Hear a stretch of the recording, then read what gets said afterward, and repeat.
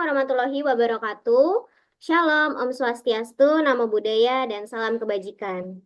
Pertama-tama, marilah kita panjatkan puji syukur kepada Tuhan Yang Maha Esa.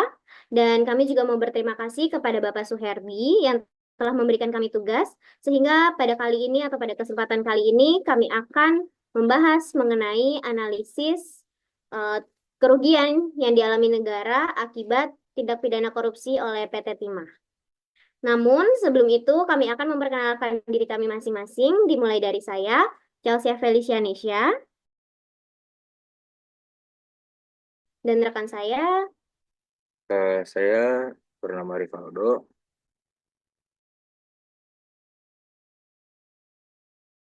Perkenalkan, nama saya Farel Dencio Caksono.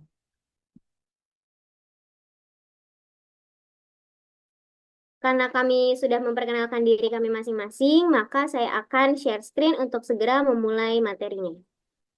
Jadi di sini kami akan membahas mengenai analisis kerugian negara dari hasil tindak pidana korupsi yang dilakukan oleh PT Timah Terbuka Persero. Jadi latar belakang akan dijelaskan oleh Farel. Saya akan menjelaskan latar belakang. Yang pertama ada informasi perusahaan. PT Timah Persero Terbuka didirikan pada tahun 1976, lalu merupakan bagian dari BUMN Indonesia dan menjadi produsen timah terbesar di Indonesia. Sebagai BUMN, PT Timah memiliki peran strategis dalam meningkatkan devisa negara dan memajukan sektor pertambangan di Indonesia. Perusahaan menjalankan seluruh rangkaian aktivitas, mulai dari eksplorasi, penambangan, pengolahan, hingga pemasaran logam timah.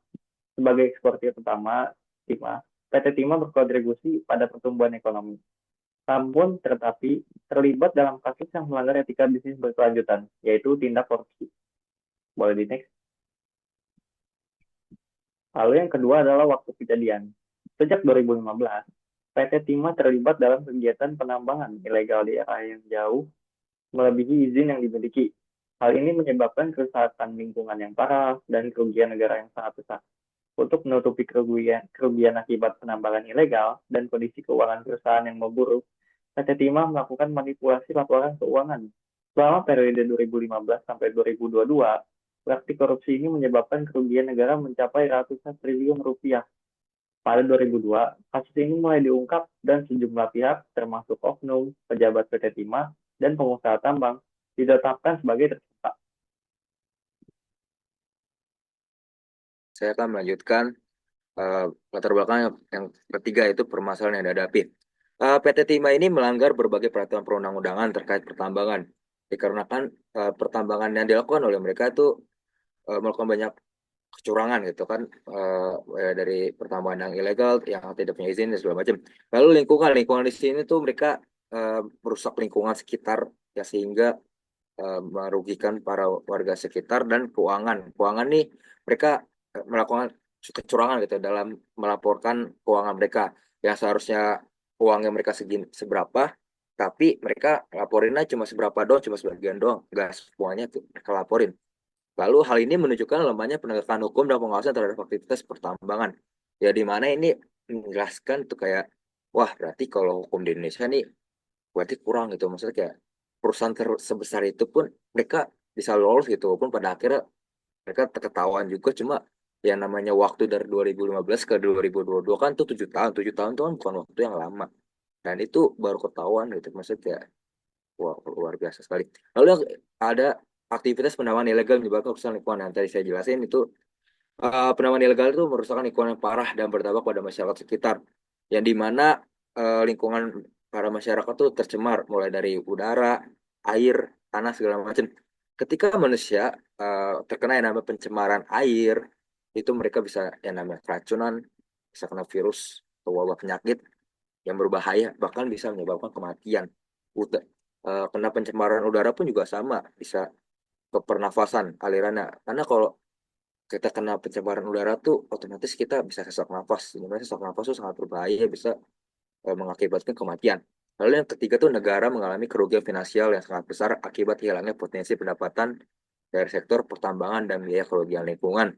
Di mana karena kasus yang mereka lakukan ini, negara tuh kayak apa namanya, kayak kekurangan sumber uang gitu, yang dimana yang seharusnya sumber daya alam ini bisa digunakan untuk eh, negara gitu, finansialnya, keuangannya bisa buat untuk membangun infrastruktur negara, membangun ya segala macam fasilitas negara untuk para warga negara. Namun mereka menyalahgunakan hak tersebut sehingga yang harusnya buat negara malah untuk para oknum gitu. Uangnya mereka nikmati sendiri dan perlu negara pun juga rugi dalam biaya kerugian lingkungan. Dikarenakan negara kan berarti harus yang namanya memulihkan lingkungan dong. Sedangkan kalau memulihkan lingkungan kan apalagi ini pertambangan skalanya besar gitu. Kalau skalanya besar otomatis butuh biaya yang ekstra dan waktu yang lama. Boleh di next, boleh dilanjut lagi pada depan. Nah, Baik, berikut ini ada pokok permasalahan utama yang dialami oleh PT Timah. Jadi yang pertama itu PT Timah Terbuka diduga melakukan korupsi besar-besaran dengan melakukan penambangan timah secara ilegal selama periode 2015 sampai dengan 2022. Nah, perusahaan ini diketahui telah melakukan penambangan di area seluas 82,363 hektar tanpa izin resmi yang menyebabkan kerugian negara itu mencapai 271 triliun. Dan adapun motif di balik tindakan korupsi ini yaitu untuk menutupi kerugian finansial yang dialami perusahaan sejak tahun 2012. Seperti yang tadi dijelaskan oleh Rivaldo bahwa dia itu melakukan manipulasi keuangan di mana yang seharusnya 2012 ini sampai 2014 itu dia mengalami kerugian tapi di laporan keuangannya itu dia dikatakan laba. Nah, untuk itu PT Timah diduga membuat laporan keuangan palsu, kondisi keuangan perusahaan yang terus memburuk juga membuat manajemen terpaksa menyerahkan sebagian besar wilayah tambangnya kepada pihak lain. Nah, kemudian akibat dari tindakan korupsi ini juga negara mengalami kerugian finansial yang sangat besar dan juga lingkungan rusak parah dan kepercayaan publik terhadap perusahaan mulai memudar.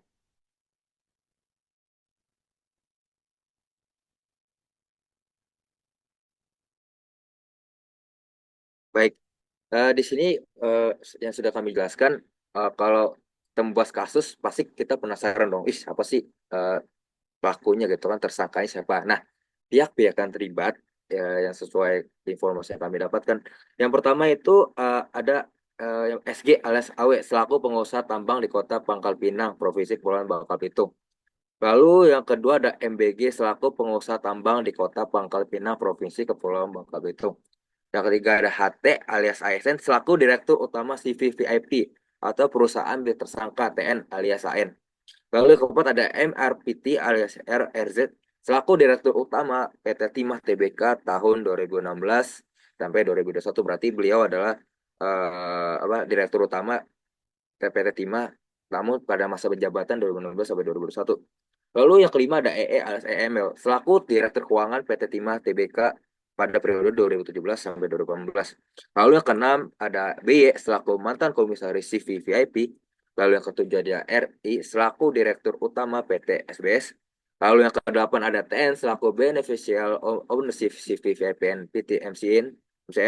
Lalu yang sembilan ada AA selaku Manajer Operasional Tambang CV VIP. Yang ke-10 ada TT tersangka kasus perintangan penyidikan perkara. Yang 11 ada RL, ada General Manager PT TIN. Lalu yang kedua ada SP, selaku Direktur Utama PT RBT. Lalu yang ke-13 ada RA, selaku Direktur Pengembangan Usaha PT RBT. Lalu yang ke-14 adalah ALW, selaku Direktur Operasional tahun 2017, 2018, 2021, dan Direktur Pengembangan Usaha tahun 2019 sampai dengan 2020 PT Timah Tbk. Boleh di next.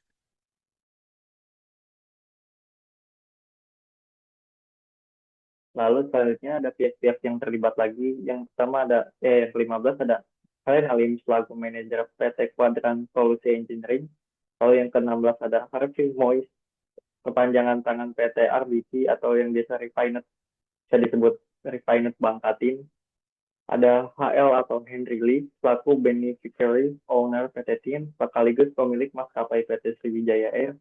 Lalu yang ke-18 ada Fandi Lingga alias FL selaku marketing PT TIN yang disebut-sebut adik dari HL.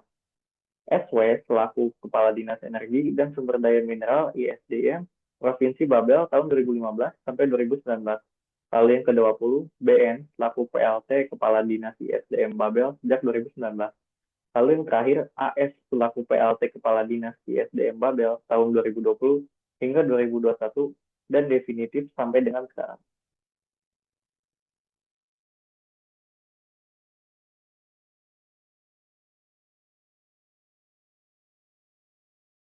Baik, selanjutnya adalah nilai-nilai etika yang dilanggar oleh PT Timah PBK. Yang pertama itu tanggung jawab lingkungan. Di sini PT Timah itu melakukan pelanggaran tanggung jawab lingkungan, di mana mereka melanggar yang di mana harus nggak bertanggung jawab terhadap lingkungan pertambangan sekitar. Yang pertama itu ada eksploitasi SDA, di mana mereka melakukan penambangan terlalu besar-besaran, terlalu over gitu kan, maksudnya yang nggak seharusnya. Lalu yang kedua itu terutama eksploitasi SDA ini sini terutama dalam pertambangan di Timah sering menimbulkan kerusakan lingkungan seperti deforestasi, polusi air, dan kerusakan ekosistem laut. Pelanggaran nilai etika ini terjadi jika perusahaan tidak berupaya meminimalkan dampak lingkungan, mengabaikan keberlanjutan, atau gagal memulihkan area yang dieksploitasi.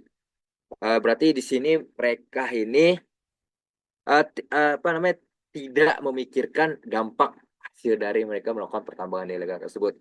Di mana jika kita lihat secara jauh gitu kan dampaknya itu bisa gak hanya apa namanya pencemaran daratan, namun bisa ke lautan karena kan hasil akhirnya kan pembuangan hasil akhirnya kan di lautan. Nah, ya karena hasil akhirnya di lautan itu bisa menyebabkan kerusakan pada ekosistem laut ya, di mana mungkin punahnya hewan-hewan laut yang ada di sana gitu kan, ataupun sumber mata pencarian para warga sekitar yang mungkin dari laut. Nah, itu sangat mengganggu sekali.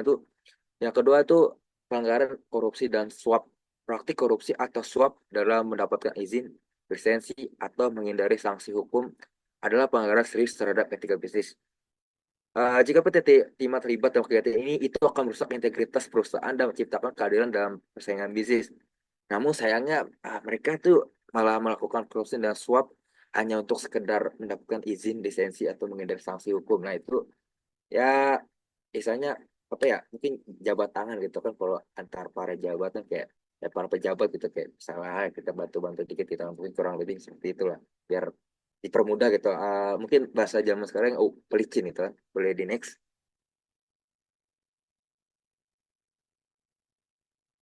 Kemudian ada juga nilai-nilai etika yang dilanggar itu yang ketiga ada transparansi dan akuntabilitas. Transparansi dalam pelaporan keuangan, dampak lingkungan, dan juga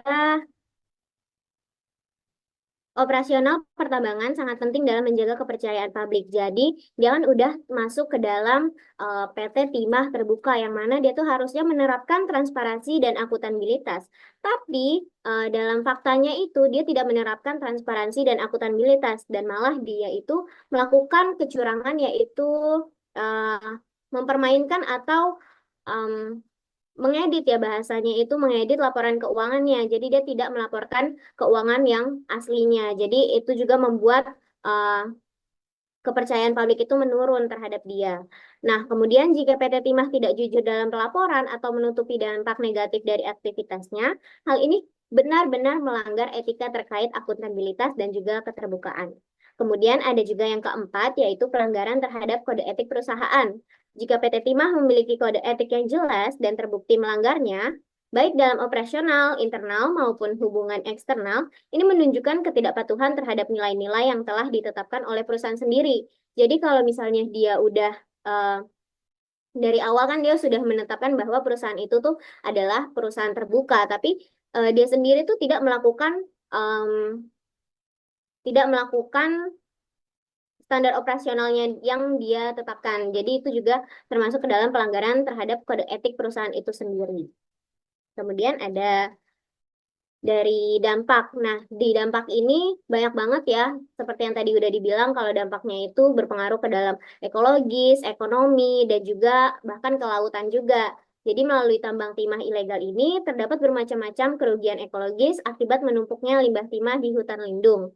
Nah, dulu tuh di daerah Bangka Belitung itu ya, itu tuh subur banget, tapi sekarang menjadi kering akibat dari limbah-limbah yang tercipta dari galian galian timah itu, ketika PT Timah itu menggali, namun dia tidak menutupnya kembali, dia tidak melakukan maintenance, dan itu menjadi suatu limbah yang terus kebuka, bahkan bahkan tuh dilaporkan bahwa eh, bekas dari galiannya itu sudah menjadi seperti danau gitu, karena saking besarnya, saking tidak dirawatnya, tidak di maintenance gitu ya, dia jadi semakin gede, dan itu dia keluar air. Nah, air itu adalah air yang kotor dan juga dia ngeluarin kayak pasir-pasir putih gitu.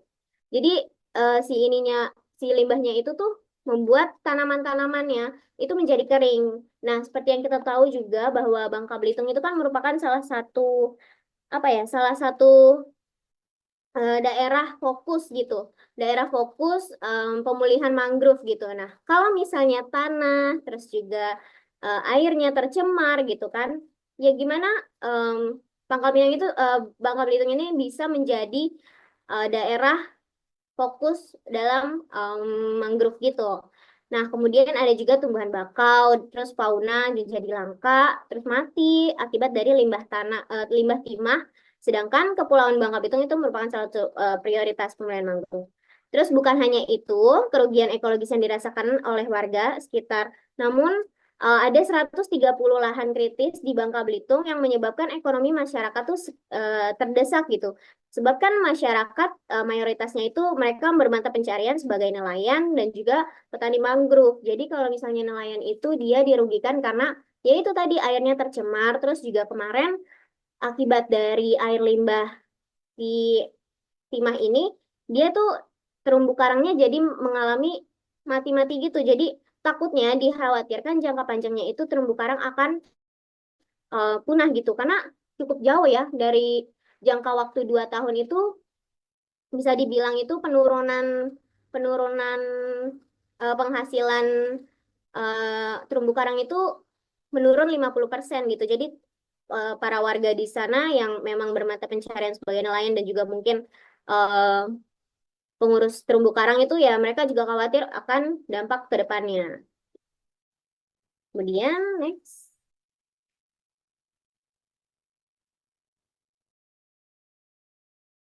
Baik. Kemudian ada peraturan undang-undang yang dilanggar oleh para tersangka.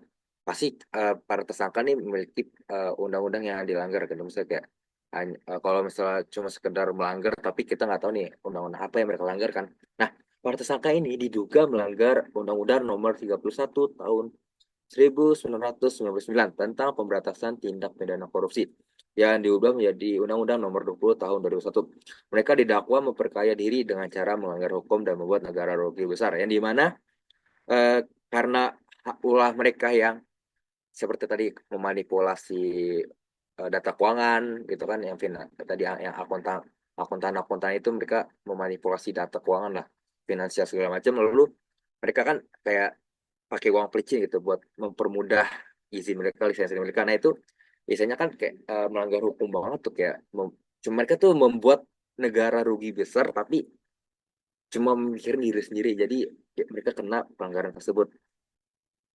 So, boleh di next.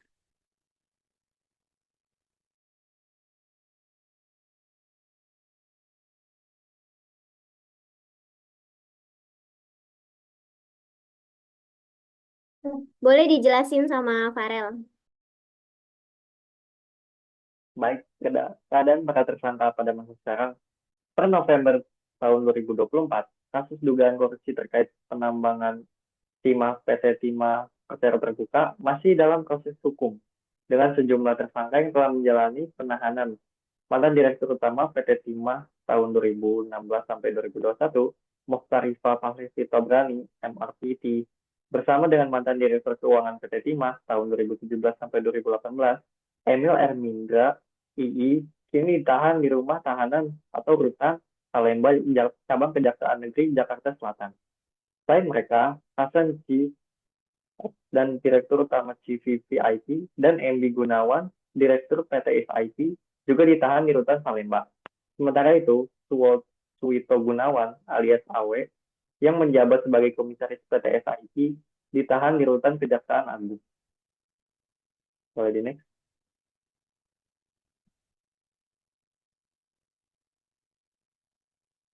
Nah, Masih di keadaan para tersangka pada masa sekarang, di samping para tersangka tersebut, Kejaksaan Agung juga telah menahan tersangka lain, yakni SP dan RA, yang diduga menjadi inisiator kolaborasi ilegal pada tahun 2018 untuk melakukan penambangan timah ilegal melalui beberapa perusahaan boneka. Kedua tersangka ini kini menjalani pemeriksaan di Rutan Salemba. Sejumlah tersangka lainnya masih dalam proses hukum dan diperkirakan akan menghadapi persidangan di pengadilan tindak pidana korupsi setelah penyusunan dakwaan selesai.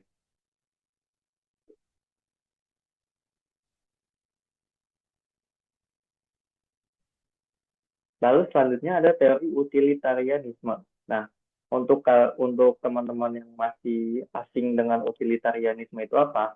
Utilitarianisme itu adalah etika yang mengajarkan tentang apa yang berguna itu adalah baik atau buruk, benar atau salah, adilnya suatu perbuatan, atau hasil berdasarkan konsekuensi. Nah, bagaimana kita bisa menilai baik atau buruknya itu dari hati nurani kita masing-masing itu. Nah, pada penerapannya terhadap kasus korupsi timah sebesar 271 triliun, perbuatan yang dilakukan merupakan perbuatan yang tidak etis, dikarenakan perbuatan korupsi tersebut lebih merugikan kebanyakan pihak dibandingkan dengan membahagiakan pihak lainnya. Nah, kalau kalian masih menganggap enteng kasus korupsi timah 271 triliun ini, kita bisa membandingkan dengan biaya total untuk pembangunan IKN yang sebesar 466 triliun dengan korupsi timah 271 triliun, yaitu setara dengan 50% lebih untuk pembangunan IKN ini.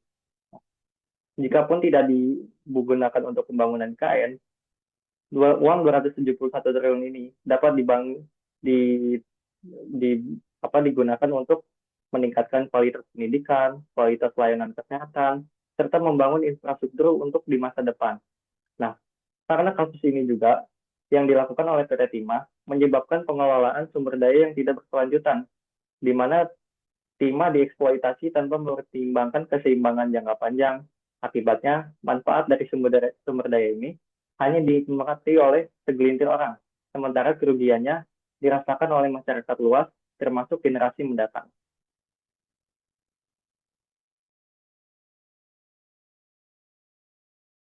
Kemudian ada dari teori hak. Jadi teori hak ini berbicara mengenai sesuatu yang pantas dan harus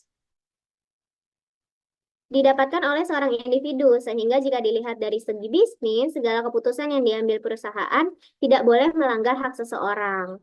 Nah, pada kasus ini dampaknya pada masyarakat sekitar yang merasa dirugikan karena hak mereka atas lingkungan yang bersih itu dilanggar. Jadi hak mereka bahwa mereka tuh layak untuk mendapatkan lingkungan yang bersih, sumber daya alam yang mencukupi itu diambil oleh PT Timah secara tidak langsung gitu. Jadi ya PT Timah ini termasuk melanggar dari teori hak juga. Dan menurut teori hak ini, tindakan PT Timah tidak etis karena melanggar hak masyarakat dan lingkungan, seperti yang tadi saya bilang. Kemudian ada lagi dari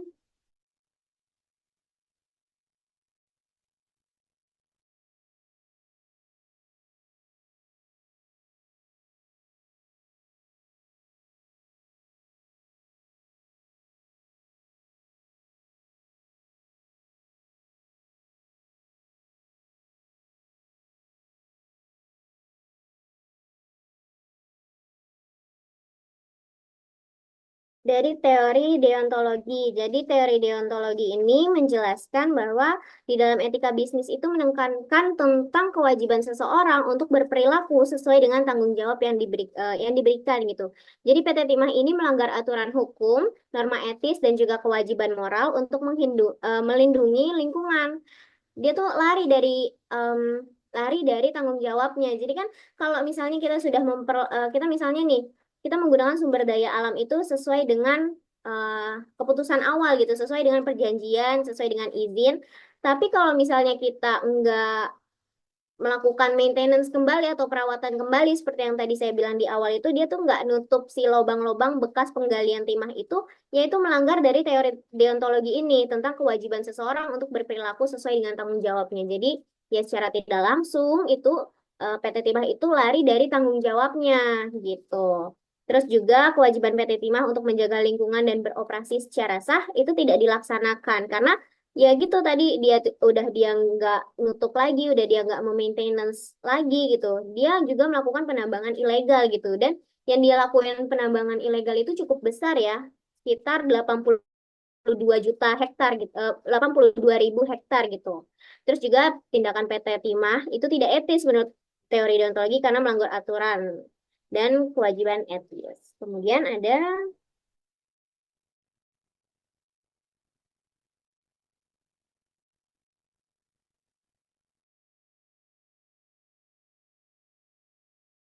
Baik, ada perbandingan solusi. Nah, dalam kasus ini, teori utilitarianisme merupakan pemahaman paling tepat dalam menggambarkan apakah perbuatan penegak hukum dapat digolongkan etis atau tidak. Nah, jadi di sini nih kita bisa menentukan baik atau buruknya dan baik atau buruknya itu dapat kita nilai dari seberapa besar itu perbuatan itu membahagiakan banyak pihak dibandingkan merugikan pihak lainnya.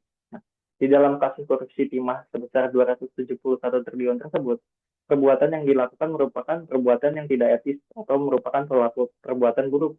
Dikarenakan perbuatan korupsi tersebut lebih merugikan kebanyakan pihak dibandingkan dengan membahagiakan pihak lainnya.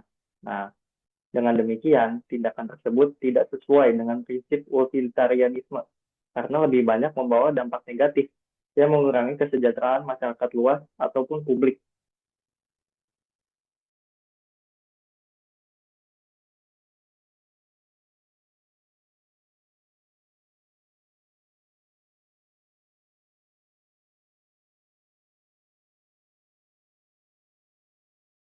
Baik, karena kami sudah membahas apa sih masalah-masalah yang dihadapi oleh PT Timah tersebut, mereka tuh melakukan apa, lalu dampak-dampaknya apa, kami sudah membahas, maka kami juga akan memberikan sebuah rekomendasi solusi terhadap kasus ini.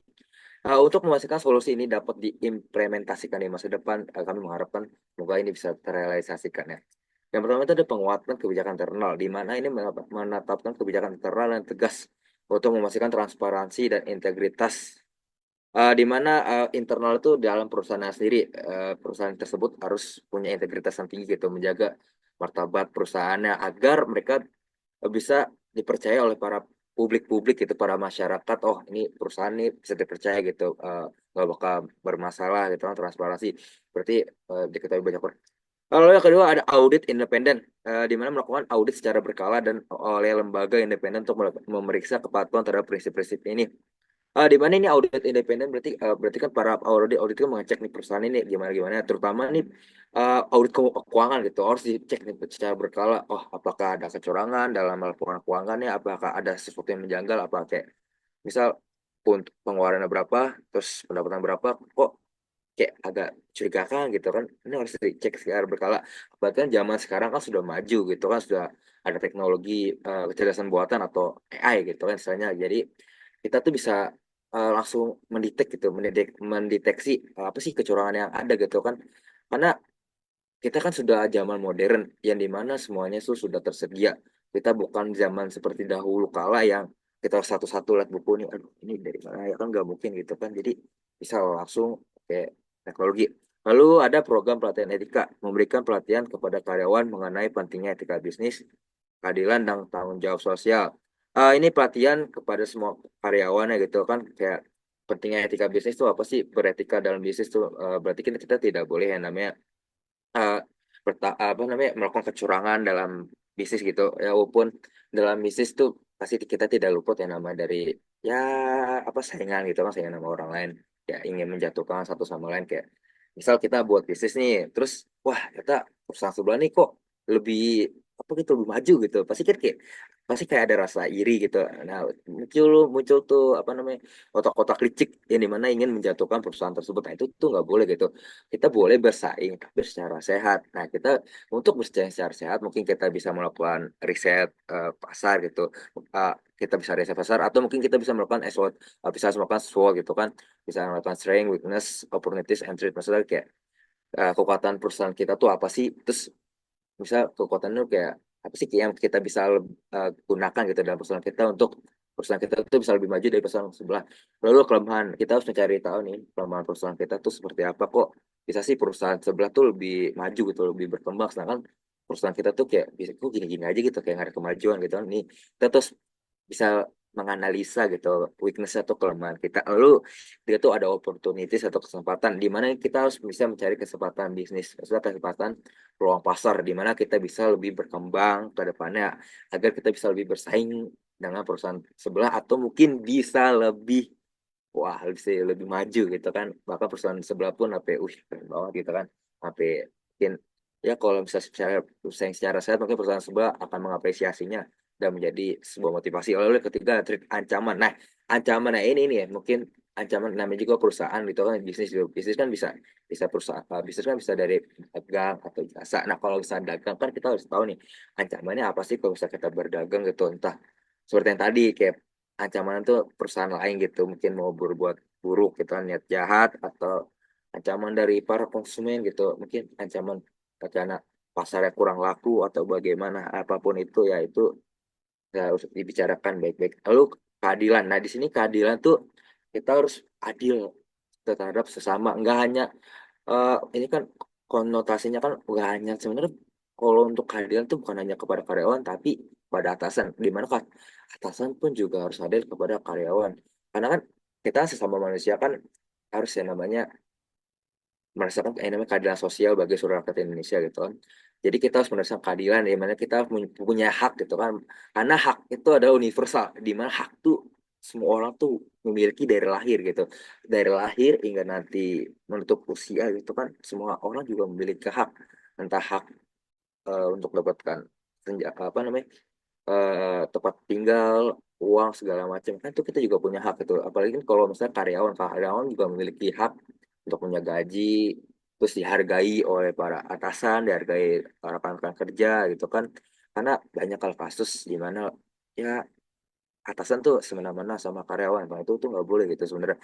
Itu kalau untuk pelatihan etika kepada karyawan tuh keadilan tuh mungkin lebih keadilan ke rekan-rekannya, karena banyak ya kayak ya namanya gue rekan kerja pasti kan kayak ada cekcok-cekcok gitu, merasa kayak pengen nyari muka gitu ke atasan deh. Jadi akhirnya eh, rekan kerjanya tuh digangguin atau apapun itu, karena yang akhirnya mengakibatkan rekan kerjanya tuh merasa kayak wah kok kayak nggak adil gitu sih, kayak kok dia diperlakukan khusus sama bos gitu tapi kok saya gini gitu. Nah itu kan nggak adil gitu, jadi mungkin itu. Lalu tanggung jawab sosial, nah ini tanggung jawab sosial nih pas banget nih sama tadi PT Timah, tanggung jawab sosial seperti perusahaan lingkungan. Nah itu kita harus bertanggung jawab di mana setiap kita melakukan sesuatu kegiatan kita harus memikirkan masa depan, maksudnya kayak apa sih dampak yang kita apa namanya jika kita melakukan sesuatu kegiatan itu kita harus memikirkan dampaknya tuh, apakah nanti akan negatif atau positif. Lalu apa sih nanti dampaknya kalau misalnya PT Timah kan tadi karena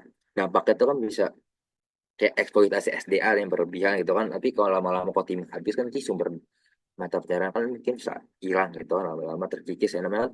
Timah itu kan sumber daya dapat habis, beda sama sumber daya tidak bisa dihabis seperti matahari, air itu kan udara itu kan nggak habis nih, misalkan timah kan bisa habis nih namanya sumber daya bumi gitu, lama-lama tuh bisa habis gitu kan. Nanti nanti orang-orang juga bingung nih nyari uang gimana kok nggak ada timah gitu kan. Nah jadi harus bertanggung jawab kepada lingkungan sekitar. Nah, itu terutama para warganya dulu deh, karena karena dari timah ini pencemaran tuh sangat berlebihan gitu kan. Kayak apa namanya merusak dataran sekitar gitu. Jadi orang-orang tuh kayak ya Allah ini pencemaran kok gini banget ya, apalagi utara jadi kayak batuk-batuk gitu kan, batuk-batuk kan nyesek gitu kan. Aduh, kalau misalnya tiba-tiba modar kan gak mungkin gitu kan. Aduh, kan gak lucu gitu, mati konyol karena pencemaran udara gitu kan gak mungkin gitu kan, apalagi karena ulah pihak yang gak bertanggung jawab. Lalu pencemaran air nih, yang air ini sangat berbahaya gitu karena bisa keracunan gitu, apalagi bisa diare gitu. Aduh enak banget dah kalau diare dah, bisa apa bisa menyebabkan kematian juga. Oke itu harus bertanggung jawab ke sosial gitu, nggak hanya tanggung jawab kepada diri sendiri. Sebenarnya lebih yang pertama tuh wajib bertanggung jawab pada diri sendiri. Nah tapi kalau misalnya kalau misalnya kita belum bisa bertanggung jawab ke diri sendiri, gimana kita mau bertanggung jawab pada orang lain? Ya nggak, bener gak, bener gak? Jadi kita sebelum kita bertanggung jawab pada orang lain, kita harus bertanggung jawab dulu kepada diri sendiri. Nah, lalu untuk solusi yang terakhir nih, pengawasan dan penegakan hukum. memperkuat kerjasama dengan pemerintah dan lembaga pengawasan untuk mencegah praktik korupsi di masa mendatang. Di mana nih pemerintah nih harus lebih ketat lagi gitu bekerjasama dengan pengawasan hukum, mungkin dengan jaksa atau hakim atau apapun itulah. Saya kurang tahu, tapi pokoknya harus memperkuat kerjasama. Jadi agar apa namanya, biar kalau misalnya ada kasus-kasus serupa itu bisa lebih cepat teratasi. Mungkin untuk lembaga pengawasannya seperti bisa seperti KPK. KPK kan bisa, itu kan apa namanya, lembaga buat apa ngawasin korupsi, kan. Hal itu lebih ketat lagi, lebih mungkin bisa ada pengertian atau apapun itulah. Semoga dari apa namanya, dari yang memperkuat kerjasama pemerintah dan lembaga pengawasan itu ke depannya bisa lebih teratasi gitu kasus-kasus serupa supaya tidak terulang kembali. Nah, implementasi prinsip-prinsip ini penting untuk menggambarkan kesejahteraan publik dan membangun kembali citra positif PT Timah. Semoga dari kasus yang kami bahas ini jadi pembelajaran untuk kita semuanya, karena yang namanya sebuah kasus itu pasti bisa merusak image gitu kan, citra baik kita gitu. Bayangin aja kita udah susah-susah bangun image, cuma perkara hal-hal yang dilakukan oleh oknum, ya apa, image baik kita tuh jadi yang tadinya dari sini terus anjlok gitu kan. Itu ya Allah, pokoknya kita harus selalu jujur gitu. Ya, misalnya iri boleh, tapi jangan berbuat jahat. Maksudnya saya nggak memperbenarkan iri, tapi ya namanya juga manusia gitu kan, ya realistis aja, namanya juga iri, wajar lah. Tapi maksudnya kita jangan sampai berbuat jahat. Ya, gini, jadikan iri tersebut sebagai motivasi kita biar jadi lebih baik lagi gitu ke depannya. Itu harus jadi motivasi, cuy. Nah, dari hal tersebut kita bisa menyimpulkan bahwa harta nggak dibawa mati. Ingat, harta nggak dibawa mati. Jangan terlalu mensibukkan duniawi. Mau sekaya apapun kita, harta nggak bakal dibawa mati. Walaupun kita nggak punya uang, kayak mau mati rasanya tetap aja. Ya namanya harta nggak dibawa mati. Kita harus nyari harta dengan cara halal. Gak boleh tuh haram, tuh korupsi, tuh haram. Gak boleh ya, gak boleh ya. Diharapkan para pejabat stop korupsi, stop korupsi. Duh, itu rugi negara banget tuh. Kami para kaum kaum rakyat biasanya juga butuh uang gitu. Gak hanya kalian, tolonglah, tolonglah, tolonglah. Ini itu uang negara gitu. Tolong, bukan jadi korupsi ya para pejabat. Oke, gitu aja pendapat dari saya. Mungkin rekan saya bisa mengambil alih.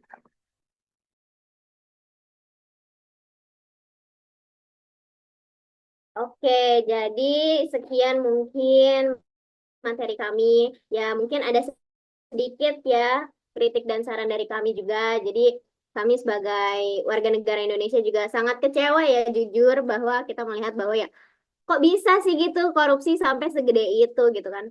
Ya walaupun memang 271 triliun ini bukanlah dalam bentuk uang aja gitu, maksudnya bukan 271 triliun bentuk uang, tapi ya memang 271 itu ya mencakup biaya-biaya pemulihan seperti biaya pemulihan air yang sudah tercemar, tanah-tanah yang sudah dilubangi gitu ya. Kami jujur merasa kecewa gitu ya. Kami berharap bahwa mungkin para aparat hukum, penegak hukum, pemerintah bisa lebih bijaksana dan bisa lebih menerapkan gitu prinsip kehati-hatian gitu. Jadi bisa mencegah gitu. Mungkin kalau dulu ada peribahasanya mencegah lebih baik daripada mengobati ya. Maka dari itu ya kami harapkan bahwa ya kedepannya badan hukum, pemerintah negara bisa lebih aware gitu terhadap ya mungkin kalau misalnya udah ada bau-bau seperti wah nih kayaknya udah nggak beres nih gitu ya.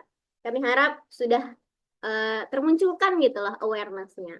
Nah kalau dari Farel sendiri gimana nih coba pendapatnya? Ya, karena saya warga negara Indonesia yang baik hati dan tidak sombong, taat pajak, taat pemerintah. Nah, kita seharusnya para penonton ini, para teman-teman ini harusnya stop atau jangan pernah sekali melakukan tindak korupsi karena ini merugikan negara, merugikan masyarakat dan lain-lainnya. Ya, Oke, karena dari saya, dari Farel dan juga dari Rivaldo sudah memberikan kritik dan saran kami ya. Mungkin sekian dulu ya. Materi hari ini. Mungkin di lain hari nanti kita bisa berlanjut dengan membahas kasus yang lain. Cukup nantikan saja. Ya, kami juga berterima kasih juga kepada para penonton dan juga kepada khususnya Bapak Suherdi. Ya, kami mengucap terima kasih banyak buat kesempatannya. Baik, sekian dari kami, kelompok 5. Terima kasih.